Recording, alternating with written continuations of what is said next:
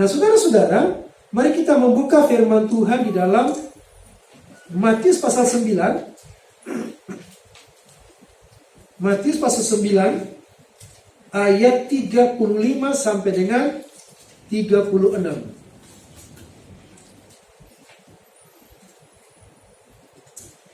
Matius pasal 9 ayat 35 sampai dengan 36. Kalau sudah menemukan, mari kita membaca bersama-sama. 2, 3.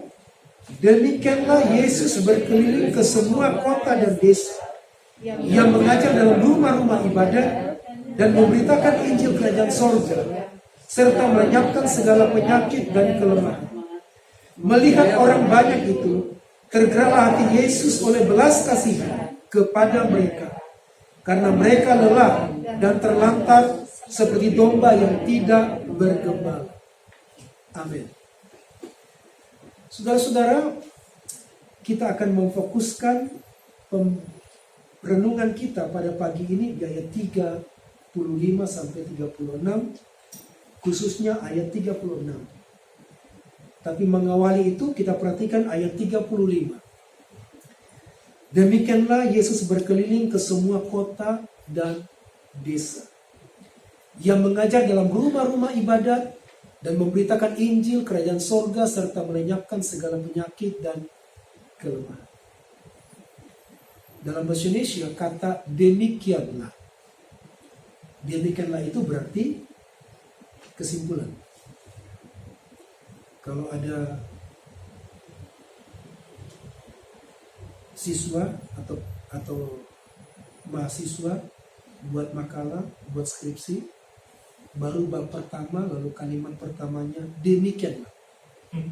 Pasti saya semangat sekali untuk mencoretnya. Pakai tinta merah lagi. Karena demikian itu artinya ada cerita di atas lalu sekarang akan disimpulkan. Demikianlah. Nah, cerita ini dimulai dari pasal 4. Pasal 5, pasal 6, pasal 7, pasal 8, dan pasal 9 terakhir. Demikianlah. Yesus berkeliling ke semua kota dan desa. Panggilan ilahi, mengapa harus berkeliling ke semua kota dan desa? Yesus pergi memberitakan Injil. Ia mengajar di rumah-rumah ibadat, sinagoge-sinagoge, ia memberitakan Injil, dan dia juga melenyapkan segala penyakit. Sampai sekarang pun Tuhan Yesus melakukan ini. Dia berkeliling dari kota, dan desa-desa. Dia mengajar orang-orang secara pribadi dengan pimpinan Roh Kudus. Dia juga memberitakan Injil, melenyapkan penyakit. Ada orang-orang disembuhkan melalui mujizat-mujizat, melalui orang-orang percaya, hamba-hamba Tuhan yang datang mendoakan mereka, melalui mimpi-mimpi, ada orang-orang disembuhkan. Dan kita berdoa untuk itu supaya ada banyak orang yang belum mengenal Tuhan berjumpa dengan Yesus melalui pengajaran, pemberitaan firman, melalui mimpi-mimpi, penglihatan-penglihatan, dan mujizat-mujizat yang mereka terima dari Tuhan Yesus secara ajaib. Saudara perlu berdoa untuk itu. Dan harus berdoa. Karena Tuhan sedang bergerak untuk menyelamatkan jiwa-jiwa. Saudara-saudara, tema kita hari ini adalah berbelas kasihan terhadap jiwa yang terhilang. Sama seperti hati Yesus. Banyak orang berdoa begini, Tuhan berikan hatimu kepadaku. Hati Yesus yang bagaimana sih? Hati Yesus itu adalah hati yang berbelas kasihan. Kepada siapa? Kepada semua orang. Kepada orang percaya dan khususnya belas kasihan kepada orang yang terhilang, yang belum percaya kepada Yesus. Kemarin ibu ditelepon oleh seorang teman, kita sudah anggap teman. Ibu ini dulu kita layani, injili, sampai dia terima Yesus, dibaptis. Lalu setelah itu beberapa tahun suaminya ikut juga.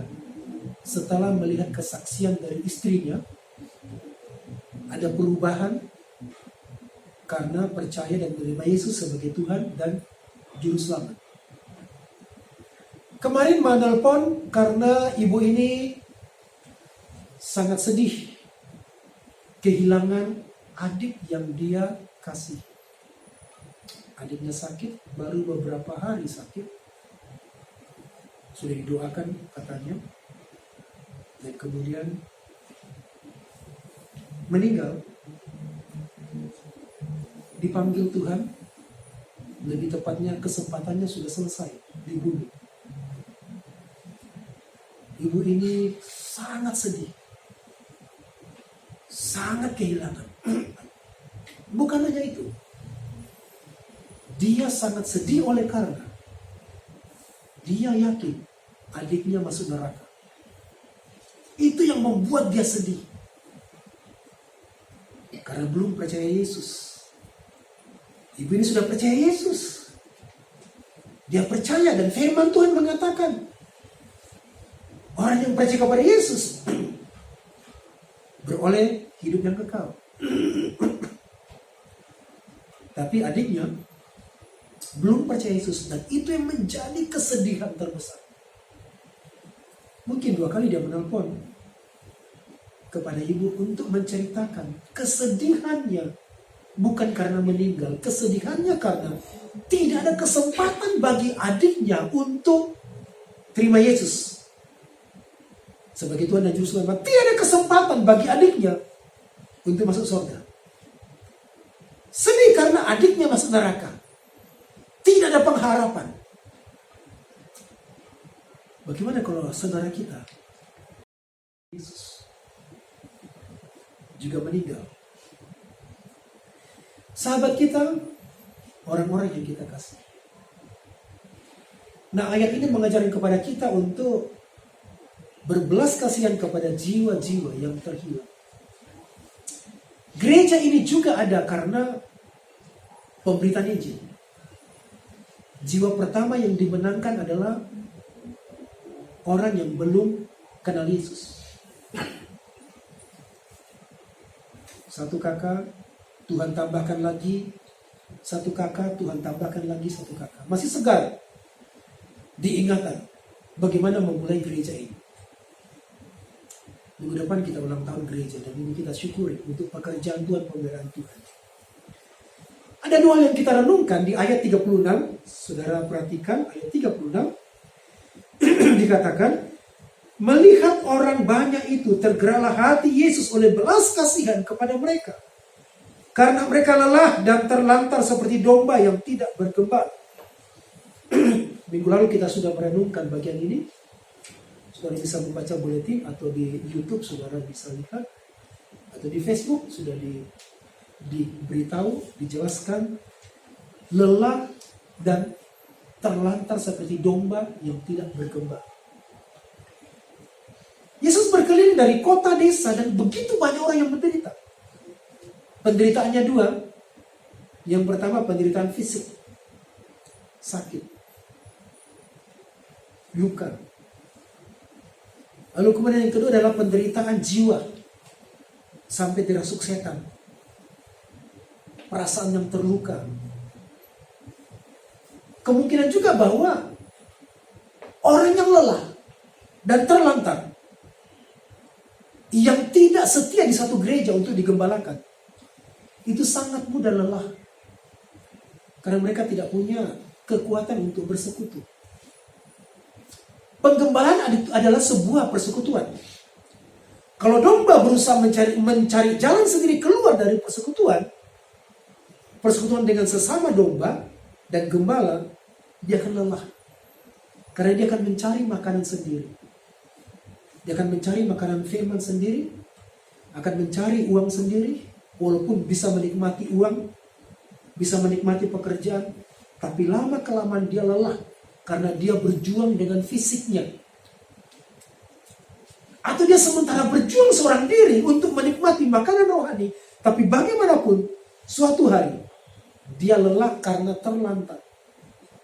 Terlantar itu artinya tidak terpelihara.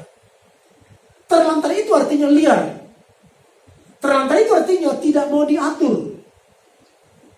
Jadi jemaat orang percaya yang tidak mau diatur dalam penggembalaan, lama-lama terlantar. Jiwanya lelah, kelaparan, tapi masih merasa kuat. Dan lama kelamaan, mereka sangat mudah terluka, sangat mudah kecewa. Jemaat yang setia gereja aja bisa kecewa, bisa terluka, apalagi yang tidak setia menyembah. Pasti terluka, pasti banyak luka, pasti banyak kekecewaan. Pasti. Karena tidak tergembalakan. Kami selalu berusaha membuka hati, membuka pintu rumah. Ya. Kalau ada saudara yang mau didoakan, minta pelayanan, kami memberi waktu. Ya. Jam berapapun, dulu HP kami 24 jam itu on. Tapi yang nelpon itu orang lain. Cuma tanya alamat. Alamat rumah sakit Siloam di mana, Pak? Dipikir ini rumah sakit Siloam ya. Ternyata salah baca lagi, Pak. Salonnya buka, Pak. Pak, bukan salon, ini Siloam, Pak. Jadi dibaca salon ya. Ya, dan memang cukup mengganggu. Orang gila saja kita layani, orang kerasukan saja kita layani, ya. Orang manjat pagar jam 3 pagi, ya. Manjat pagar datang hanya mengatakan Yesus datang, padahal dia tidak percaya Yesus. Ternyata orang stres. Saya berdoa supaya dia percaya Yesus, saya panggil masuk, doakan, ya. Habis itu dia tidak mau ketemu lagi karena dia baru sadar, dia lompat pagar masuk gereja dan berkata, Yesus datang, Yesus datang. Mungkin dia dapat penglihatan. Dan sampai sekarang dia menghindar setiap kali ketemu. Ya. Semoga dia kenal Yesus. Ya. Dia datang kepada kami, Yesus datang, Yesus datang. Saya bilang, tenang. Yesus pasti datang, tapi tidak malam ini. Dia mungkin dapat bisikan itu, ya, dari rumahnya di Ungasan, datang ke sini. Ya. Bukan orang Kristen. Ya. Tuhan berbicara mungkin kepadanya. Kita doakan supaya dia diselamatkan. Nah, yang pertama saudara, ayat 36. Melihat orang banyak itu. Orang banyak. Dari desa-desa, dari kota-kota, orang-orang yang menderita, orang-orang yang kelaparan. Dan mereka sangat membutuhkan perhatian. Melihat orang banyak itu. Tergeraklah hati Yesus oleh belas kasihan. Perhatikan kata melihat orang banyak itu. Yesus bukan melihat orang banyak jumlahnya. Yesus bukan melihat tentang pergumulan sakit orang itu. Tapi Yesus melihat orang banyak itu bagaimana pergumulan jiwa mereka, pergumulan keselamatan mereka. Maka kata Yesus, mereka lelah dan terlantar. Melihat orang banyak itu, Yesus tergerak dengan belas kasihan. Yesus melihat bukan penderitaannya, tapi Yesus melihat adalah apa yang dialami dalam penderitaannya itu. Keterhilangan, penderitaan, sakit, kebodohan, dan bahkan kematian. Melihat orang banyak itu, saudara-saudara, ayat ini mengajarkan kepada kita agar melihat kebutuhan rohani seseorang. Apa yang kita lihat waktu ketemu dengan orang-orang sekitar kita? Apakah kita lihat cacatnya? Kita lihat kelemahan orang itu? Kadang-kadang saya duduk dan dibisikin sama orang, Pak, coba lihat, Pak. Ibu itu coba lihat jalannya, kakinya agak anu. Iya, mereka lihat yang fisik. Coba lihat itu, sempat-sempatnya lihat tai lalat yang kecil sekali. Sebenarnya ini tuh cantik, tapi tai lalatnya itu loh mengganggu. Masih sempat-sempatnya ya ngeliat tai lalat. Tai kok dilihat ya? Masih sempat-sempatnya melihat. Kadang-kadang lihat, Pak, itu lihat loh, matanya, wih cantik tapi matanya itu. Kita melihat hal yang fisik.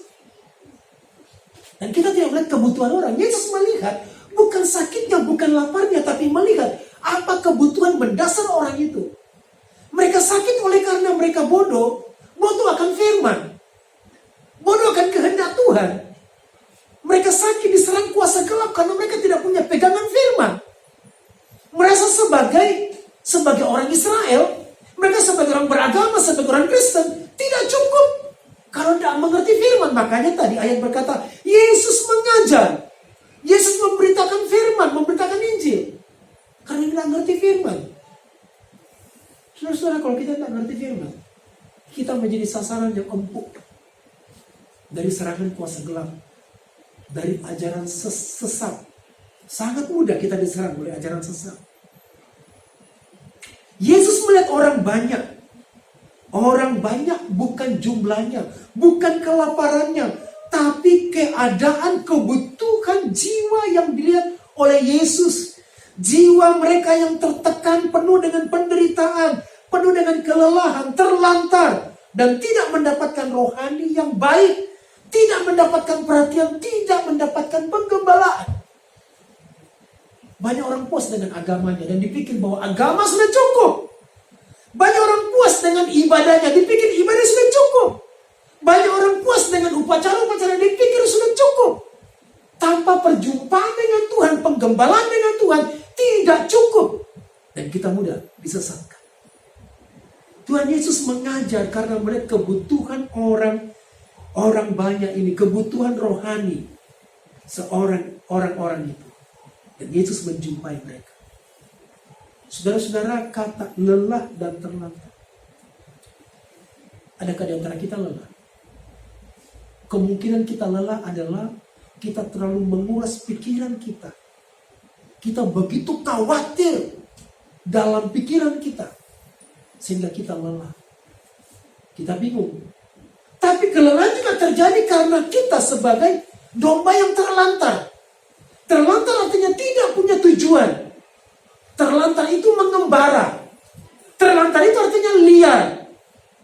Jadi liar adalah orang-orang yang tidak mau diatur dalam penggembaraan.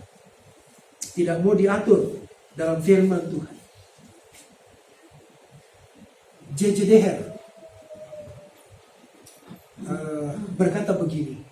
Kata terlantar mungkin lebih baik diterjemahkan sebagai berbaring dengan tidak berdaya lagi. Itu terlantar. Ini suatu gambaran yang sangat hidup di masa Tuhan Yesus di Palestina ribuan tahun yang lalu. Binatang domba ini yang terlantar seperti kambing. Seperti kambing yang bisa naik ke gunung. Seperti rusa yang bisa menjejakkan kakinya naik ke bukit-bukit batu untuk mencari makan. Karena bingung bagaimana cara mencari makan, akhirnya naik ke bukit-bukit batu. Apa yang tumbuh di bukit batu? Duri-duri. Mereka masuk ke duri-duri berpikir ada makanan, dan itu yang melukai tubuh mereka. Domba-domba itu terlantar. Lalu kemudian mereka sulit mencari air. Terlantar, akhirnya mereka menjadi mereka adalah binatang yang liar. Lalu kemudian diketemukan oleh gembala. Dan dia menjadi binatang yang jinak. Domba ini digembalakan, ada kandangnya. Disediakan makanan. Pagi sore disediakan makanan. Dan domba ini menikmati makanan apa yang diberikan oleh gembalanya. Kalau ada domba, ada jemaat yang tidak mau menikmati makanan yang saya sediakan, pasti akan sakit. Itu sebabnya saya berpikir bagaimana menyediakan makanan ini. Harus digumuli berhari-hari sampai begadang. Tidak cukup 1 cangkir kopi, 2 cangkir kopi. Tidak cukup 1 buku, harus 2 buku. 3 buku, tidak cukup lagi perasaannya, bangun lagi, baca lagi. Lalu kemudian sementara merenung, ingat lagi, catat lagi. Dan terus. Dan kiranya menjadi makanan yang menyehatkan. Selebihnya kalau sudah tidak menyehatkan, maafkan saya. Dan biar itu Roh Kudus menerjemahkan. Nah, gembala yang domba yang liar tadi kemudian ditangkap, dididik jadi domba yang jinak. Semuanya berubah. Tadinya domba ini mencari makanan sendiri seperti kambing liar dan bisa naik ke gunung-gunung batu. Sekarang domba itu berubah. Dia bergantung sepenuhnya pada gembala untuk menikmati makanan. Dia taat pada gembala. Taat kapan dia keluar dari kandang, kapan dia masuk. Dia taat makan apa, dia taat minum apa, makan di mana, minum di mana. Kemudian saya merenungkan Mazmur 23. Tuhan adalah gembalaku. Orang yang tidak punya gembala akan berkata begini. Tuhan bukan gembalaku. Aku kekurangan. Takkan kekurangan aku. Ia membaringkan aku di padang berumput hijau. Sampai dibaringkan. Dibaringkan berarti diangkat, dibuat tidur. Dan betul dijaga. Pak Pepet bilang, Bapak bertahan sampai jam 2 pagi, belum tentu dibaca itu renungan yang dikirim. Saya bilang jemaat kita juga bisa dibaca. Kemungkinan dibaca tapi nggak ada respon. Secara manusia pengen juga ada respon. Ya peduli aja. Mau dibaca, mau tidak dibaca. Nah setelah itu kemudian bergumul dengan flu batuk, sehingga sudahlah besok pagi aja diposting ya. Lebih pagi mungkin, kalau tidak sempat ya sudah lebih siang ya. Nah, domba ini bergantung sepenuhnya kepada gembala. Diatur oleh gembala. Dan kalau gembalanya mati, berubah semuanya. Domba ini akan mencari makan sendiri. Tercerai-berai. Mencari air sendiri. Dan akhirnya terluka. Tubuhnya terluka dengan duri-duri. Lama-kelamaan karena berjuang sendiri mencari makanan, mencari minum, dan tidak tahu. Akhirnya dia lelah dan tidak berdaya lagi. Dan itu menjadi sasaran yang empuk dari ular, serigala, singa. Sasaran empuk dari pencuri. Sama dengan keadaan domba dengan orang-orang percaya. Apalagi yang tidak percaya. Memisahkan diri dari penggembalaan, dari persekutuan. Membuat kita mudah lelah. Terlantar. Mudah stres. Orang yang setia saja dalam gereja itu mudah stres, apalagi yang tidak setia. Orang yang setia dalam ibadah saja mudah frustrasi, bisa frustrasi, apalagi yang tidak setia dan yang tidak punya gembala. Itu yang kita mau lihat, saudara. Yesus melihat orang banyak. Apa yang kita lihat? Pergumulan orang itu. Saudara-saudara, waktu orang itu mengungkapkan gelembung.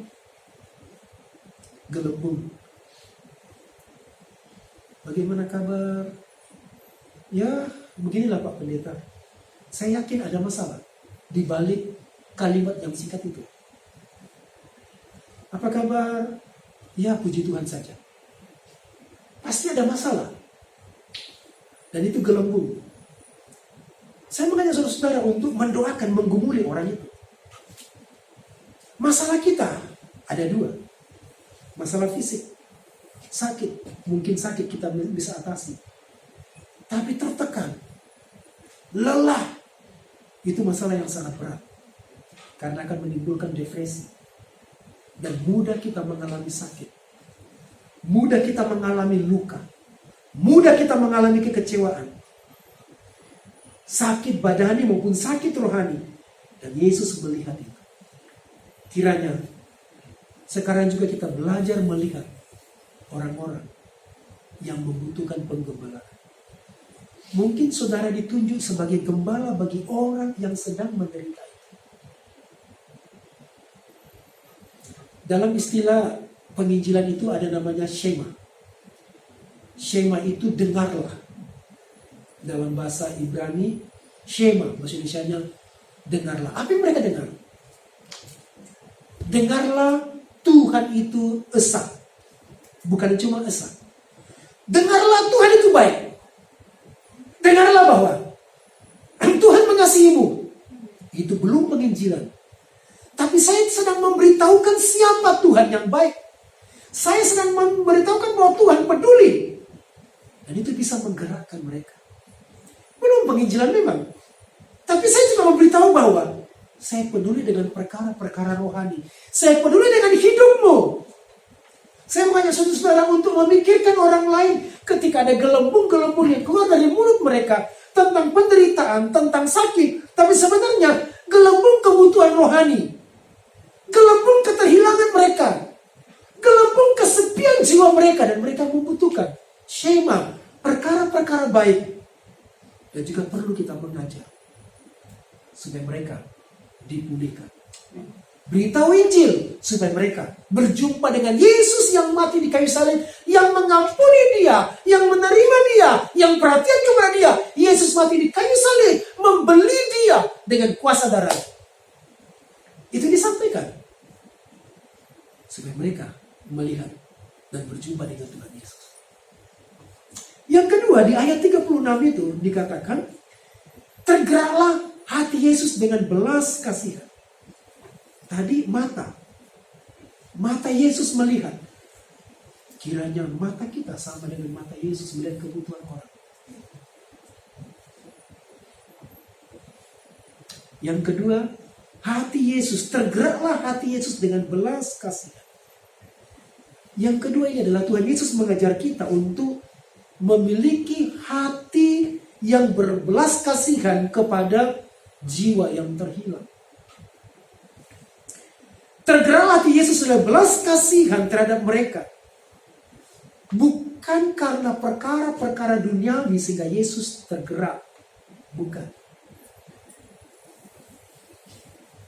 Bukan karena sakitnya. Tetapi yang melatar belakangi sakitnya, laparnya, lumpuhnya, kerasukannya itu. Apa yang melatar belakangnya? Pergumulan rohani. Mengapa orang mudah marah? Karena sebenarnya kita bergumul dalam jiwa kita. Mengapa kita mudah sedih? Karena ada pergumulan dalam jiwa kita. Dan Yesus melihat itu sebabnya tergeraklah hati Yesus dengan belas kasihan. Karena orang ini bukan hanya pergumulan jiwanya saja. Orang ini tidak punya Tuhan, tidak punya pengertian rohani, tidak punya pengharapan, dan dia pasti lelah. Dia pasti binasa, dan mereka membutuhkan Tuhan. Sebabnya hati Yesus tergerak dengan belas kasihan.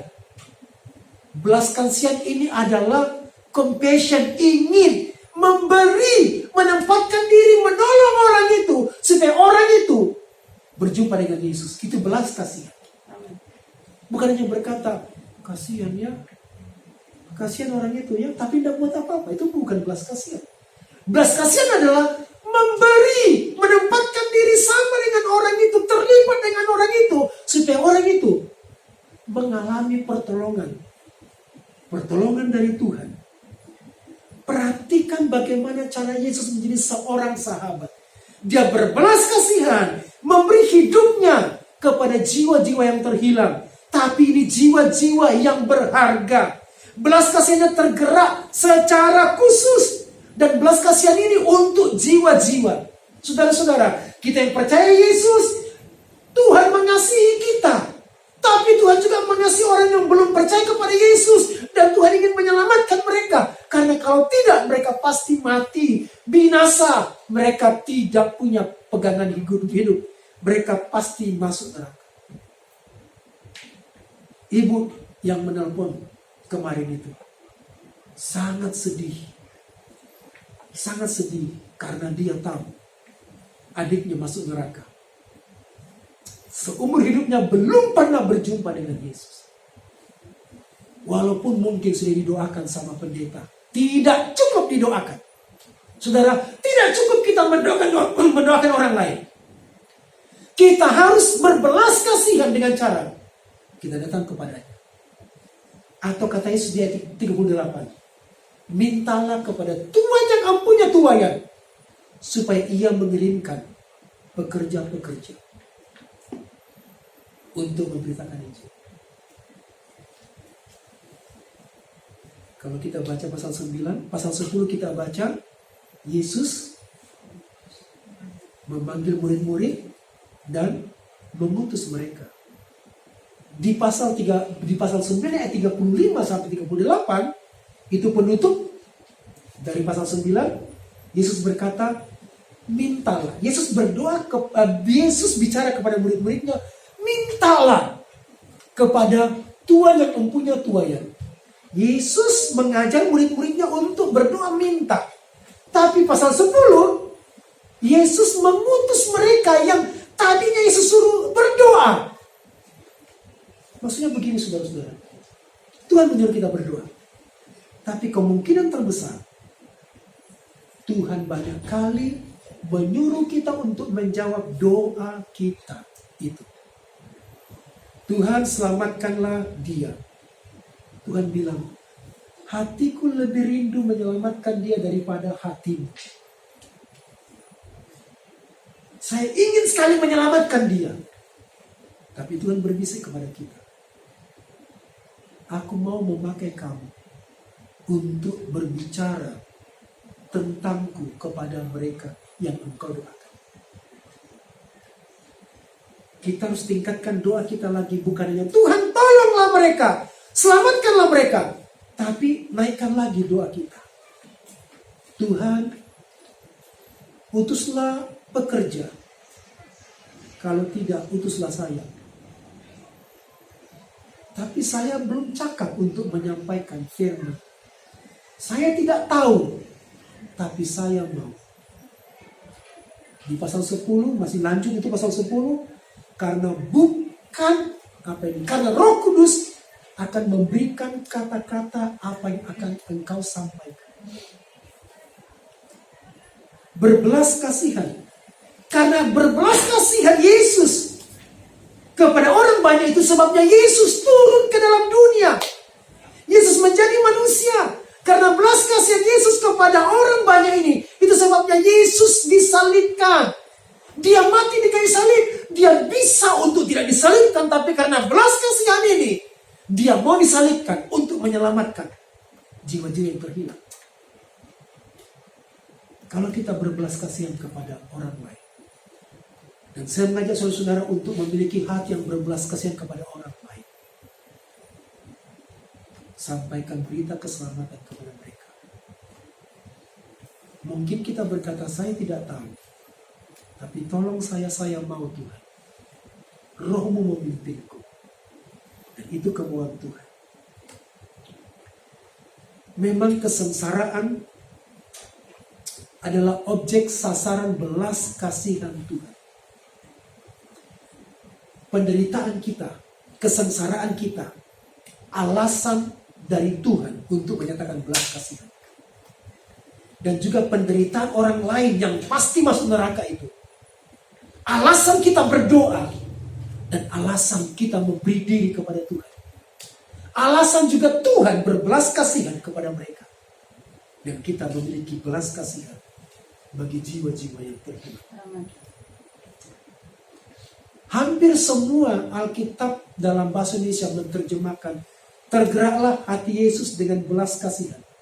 Diterjemahkan begini, Yesus merasa kasihan sekali. Kasihan sekali. Bahasa Jawanya, Gusti Yesus terenyuh banget. Pengaliha marga soko belas. Yesus terenyuh banget. Terenyuh itu apa? Sampai biasanya terenyuh kan sampai pegang ini ya. Ya, saya kok terenyuh banget ya. Itu kan. Saya kok terenyuh ya. Sambil begini, lalu ini dibungkukkan. Saya kok terenyuh, mukanya dibuat sedih. Itu terenyuh. Bro, saya terenyuh banget loh sama hidupmu. Terenyuh kok begitu. Menempatkan, kan kasihan menderita. Saya kok terenyuh banget ya. Apakah kita punya hati terenyuh, perhatian, sampai menempatkan diri, rasa kehilangan, rasa sedih.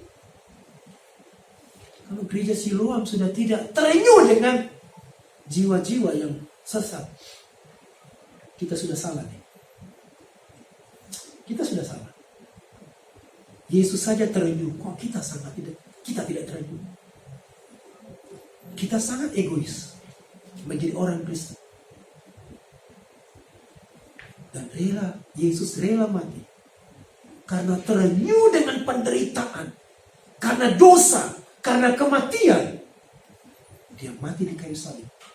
Menebus dosa kita. Sekali lagi saudara-saudara. Dia terenyuh dengan penderitaan kita orang-orang percaya di masa ini. Tapi juga terenyuh bagi orang-orang yang menderita dengan pergumulan dosa mereka. Dan mereka akan mati. Masuk neraka. Saudara, mari kita berdoa. Berikanku hati seperti hati yang penuh dengan belas kasihan. Berikanku mata seperti matamu yang memandang tuaian yang begitu besar. Berikanku tangan untuk melakukan tugasmu.